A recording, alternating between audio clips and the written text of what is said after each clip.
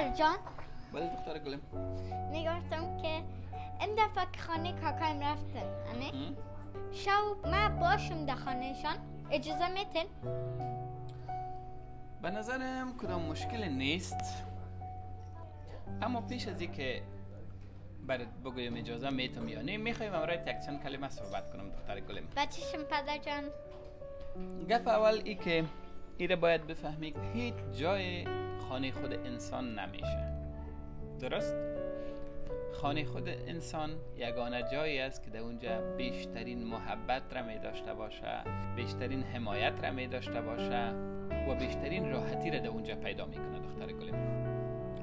به این اساس خانواده امن‌ترین و آرامترین جای دنیاست. چطور؟ آفرین. اینالی من برای چند دلیل میگم که مطمئن شوی خانواده بهترین جای در کل دنیاست. دلیل اول، خانواده یگانه جایی است که ما یکی دیگه خود را هر چی که باشه دوست داریم، حتی اگر اشتباه کنیم، حتی اگر احساس جگرخونی بکنیم. دوست داشتن در بین اعضای خانواده بسیار قوی تر می باشه نظر به جای دیگه دختر گلم. دومی که خانواده مثل یک تیم است. تیم ورک میفهمینه، شما در مکتب تیم می داشته باشین. خانواده هم مثل یک تیم هست که همیشه یکی دیگه خود را به کار خوب تشویق میکنن، کمک میکنن که به اهداف خوب خود برسه. اگر یک کس غمگین باشه یا شاد باشه یا ناراحت باشه، تنها کسایی که میتونن گپای از او را گوش کنن و او را در آغوش بگیرن و حالش خوبتر بسازن فامیل یا خانوادهش هستن. سومی که تنها خانواده خودت است که تو در اونجا میتونی راحت اما قسمی که دلت میشه اون مرقم زندگی خدا پیش ببری، اون مرقم باشی.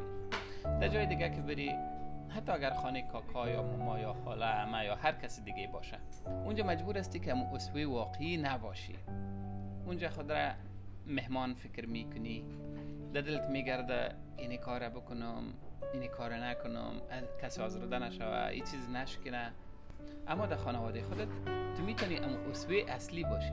هر چیزی که دلت میشه، هر رقمی که شیشتی، استاد شدی، خواب کردی، غذا خوردی، اما فکرت، احساست، دلت، هر چیزی که میگرده آزاد بیان کرده میتونی.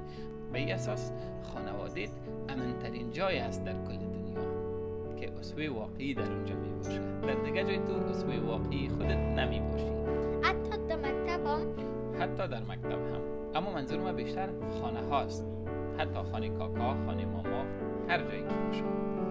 در داخل خانه خودت میتونی هر فکری که داری، هر برنامه‌ای که در ذهنت میگرده، یک برنامه شاد، یک برنامه خوشایند، تو بیا همراه پدر جان یا مادر جانت شریک بساز، بگو من اینطور یک پلان دارم، یا با هم بازی میکنیم، یا با هم قصه میخوانیم، یا